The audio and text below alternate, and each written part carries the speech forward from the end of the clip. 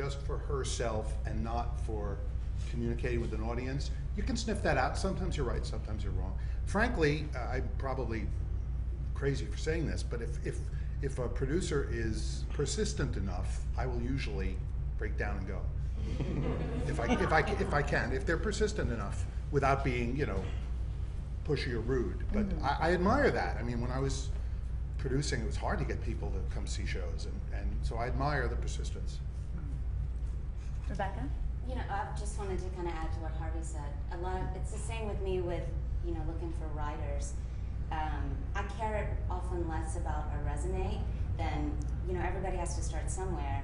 So it matters less to me about what a person's done, as I want to see new things. I want to go to a tiny place that, you know, maybe only has like, you know, 10 chairs on the stage, or it's some makeshift whatever, just because, you know, that's kind of that's our job, is to find new, interesting, exciting voices. So that's appealing to me.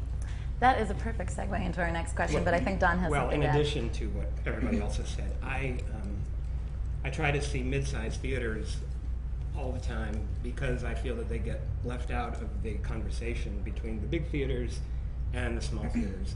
The small theaters have a whole core of LA Weekly people covering them all the time, and they have an awards ceremony. The big theaters, of course, get covered all the time. I feel the mid-sized theaters are the ones that get left out of the conversation sometimes. And I'm sure this, yes, Stephen? No, I'm moving forward, so Just a couple, but I think sometimes, echoing what Harvey said, there's this bias you have about one-man shows or something the musical, and sometimes they want to just look at that and go, why is that? And then sometimes I just check them out to challenge that presumption and looking for the surprise that no, it's actually not about the form or the genre, it's about the quality of the idea that underlines it. And I would just... Can you just mention a couple of those mid-sized theaters that you would think about? Well, I could mention 36 because I brought the whole list again. Nice. You can see him after But I did the show. that last year. I mean, I'll just name the ones that produce most regularly: the Colony, East West, Falcon, International City, A Noise Within, Theatricum Botanicum, Shakespeare Center, Native Voices, Latino Theater, Ebony Rep. Was that enough? Charlotte, did you have something you wanted to say? Listen, I may be, I don't know if anyone else here is in this position, but I'm usually assigned things. I don't pick them, and I just want to say I'm like grateful that I don't pick them, because I think what that does is it forces me, I have my little rut that I get into as well, so I'm really happy to be surprised. Although I will fight for other things to be reviewed, you know, not by me. So what happened with LA Time? You used too much for all I think we're gonna keep questions to what we have up here for right now, and I'll open the floor to random yelling later on. But we will get to some questions on these things. So hang tight in there, and hopefully people stay afterwards so we can talk to them as well. Tony?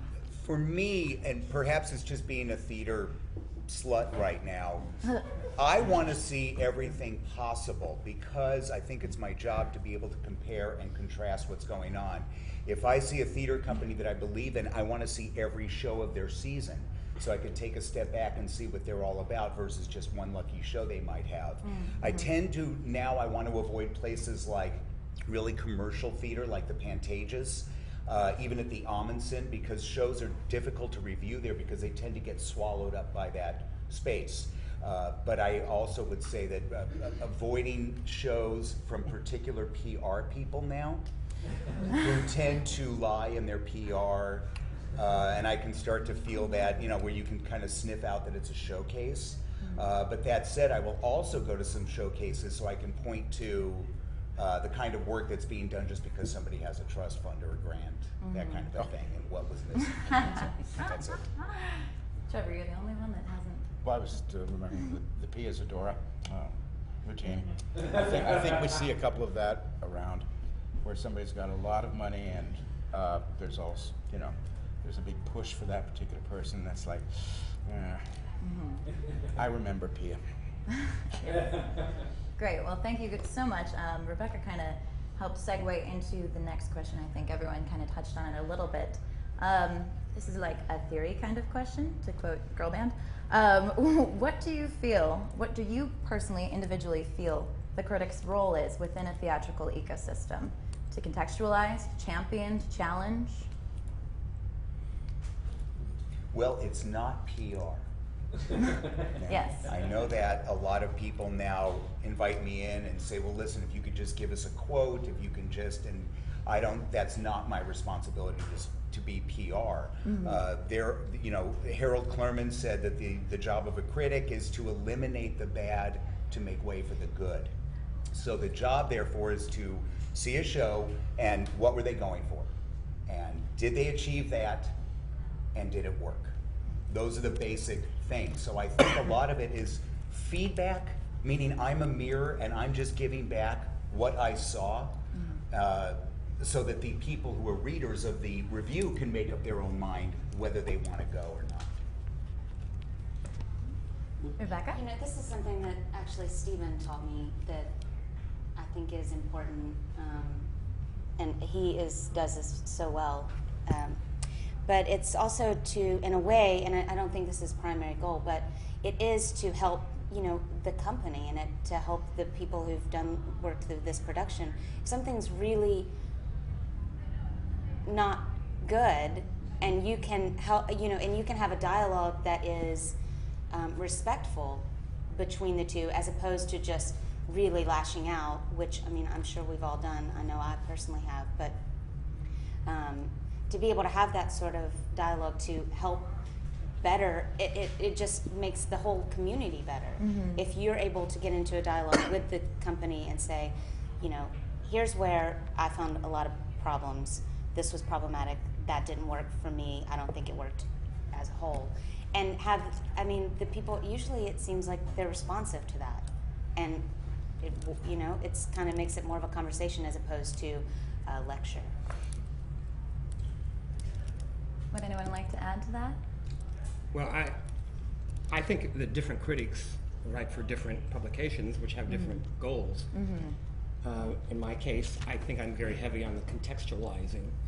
I don't write that many individual reviews of shows. I try to always put them in some kind of a greater context. Yeah.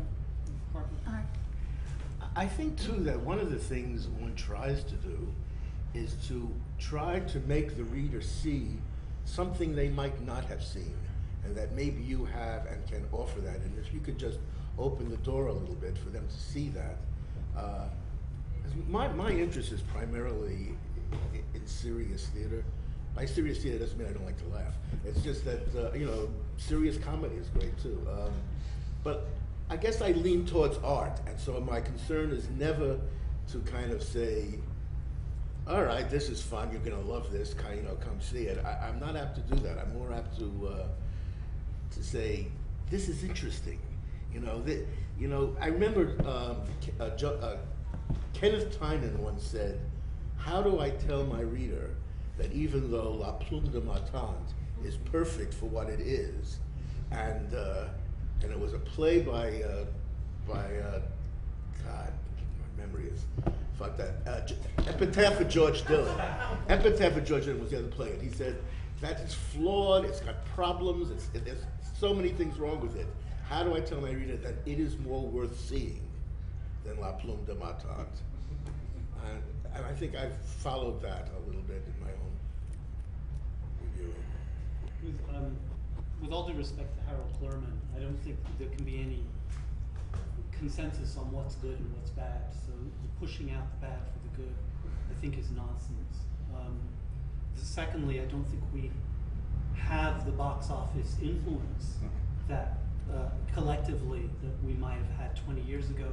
So that purpose is absurd. So you have to ask, what is our purpose? And it really is, and I concur entirely with Harvey, that it's to have people think about an event in a different way. Because if we're not doing that, what are we here for? Because we're not putting butts in seats. So. It's also continuing a love affair with theater. There's a personal aspect as well. Can you speak up, please? Why would